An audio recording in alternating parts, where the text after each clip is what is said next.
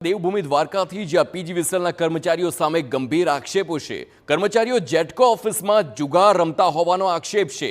કર્મચારીઓ એક બોટલ લઈને કામગીરી કરતા હોવાનો આક્ષેપ છે। આ સાથે જ કિસાન કોંગ્રેસના નેતા પાલ આંબલિયાએ અધિકારીઓને રજૂઆત કરી। ખંભાળિયાના 10 ગામના ખેડૂતો સાથે ઉગ્ર રજૂઆત કરવામાં આવી।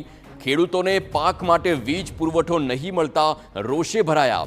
વીજ કર્મચારીઓની બેદરકારીના આક્ષેપ કરી અધિકારીઓનો ઉધડો પણ લીધો છે।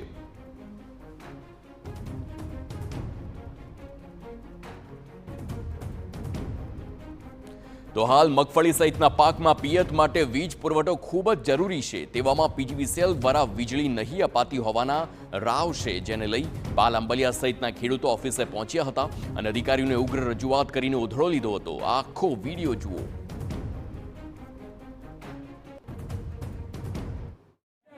एक बोतल में एक सही थाय छे। मतलब ये हाजू छे।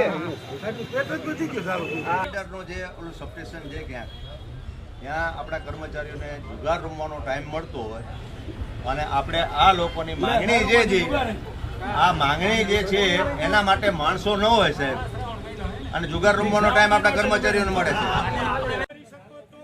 ખેડૂતોની માંગ છે કે સમયસર વીજ પુરવઠો આપવામાં આવે જેથી પાક સિંચાઈ થઈ શકે, તેમજ જુગાર રમતા વીજ કર્મચારીઓ સામે કાર્યવાહીની પણ માંગ કરવામાં આવી છે।